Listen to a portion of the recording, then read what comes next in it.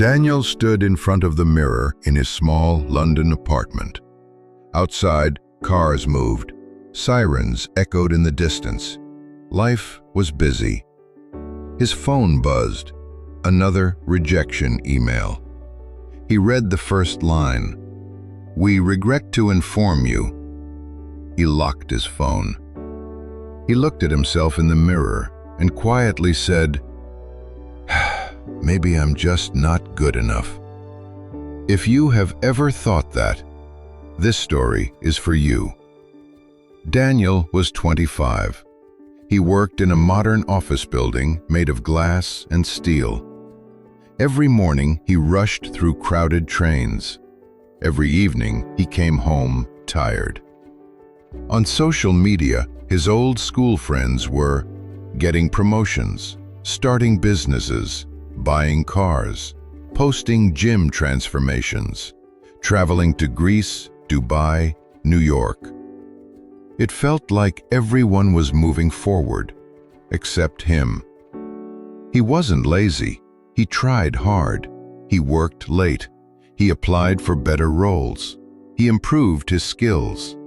But somehow, it never felt like enough. One evening, Daniel met his old friend Oliver for coffee. Oliver had just been promoted. New title, bigger salary, big smile. "You'll get there too," Oliver said. "Just push harder." Push harder. Daniel smiled, but inside he felt smaller. On the train home, he opened Instagram. Perfect photos, perfect bodies, perfect confidence. And a quiet thought grew louder. Maybe I'm just average. A few weeks later, Daniel had to present an idea at work. He prepared for days. He practiced at home. But during the meeting, his voice shook. He missed a few points.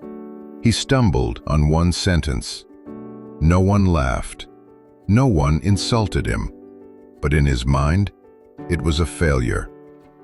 That night, he replayed every mistake again and again. He didn't remember the good parts, only the flaws, only the awkward pauses. He lay in bed, staring at the ceiling. No matter what I do, it's never enough.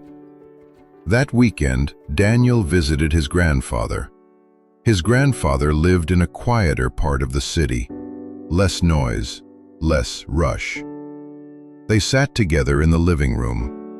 After a few minutes, his grandfather said, "You look tired, Daniel." "I'm fine," he replied. His grandfather smiled. "No, you look tired in your spirit." Daniel stayed silent. Then finally, he said it. "I don't think I'm good enough." His grandfather didn't react with shock. He simply asked, "Compared to who?"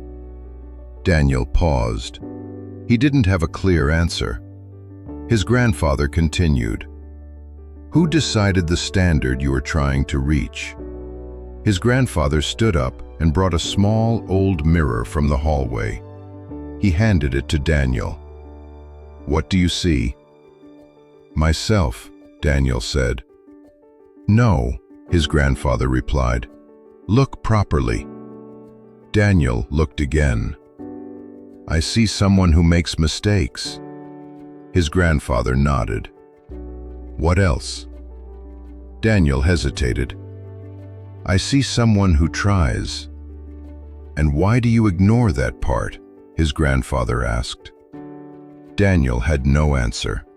Then his grandfather said something that changed everything. "You don't feel good enough because you are measuring yourself with someone else's ruler." Silence filled the room. You are comparing your beginning to someone else's middle. And that comparison will always make you lose. That night, Daniel went home and didn't open social media. Instead, he opened a notebook. He wrote down the day he learned a new skill from scratch, the project he completed even when it was difficult, the times he helped his family, the progress he made over the last 2 years. For the first time, he saw something clearly. He wasn't failing, he was growing, but he had been looking at growth through the wrong lens. The reason he never felt good enough wasn't because he lacked ability, it was because he was constantly comparing. Here is the truth most people never understand. You don't feel good enough because you compare your real life to someone else's highlight reel. You see their success, but not their doubt. You see their confidence, but not their anxiety. You see their promotion, but not the years they felt lost. And slowly, you convince yourself you are behind, when in reality, you are just on your own timeline. A month later, Daniel had another presentation. He still felt nervous. His voice wasn't perfect, but this time, when it ended, he didn't attack himself. Instead, he asked one simple question. Did I improve from last time? The answer was yes, and for the first time, that felt enough. He stopped asking, "Am I better than them?"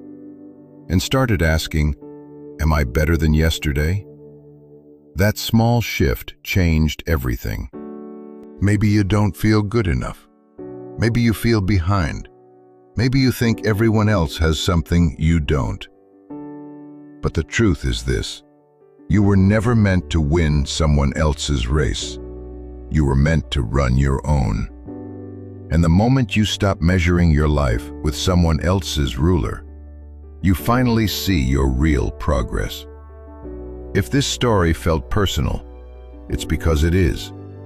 If it resonated with you, like this video, share it with someone who needs to hear it, and subscribe for more stories that might change the way you see yourself. And tell me in the comments, when was the last time you felt not good enough? Let's talk about it.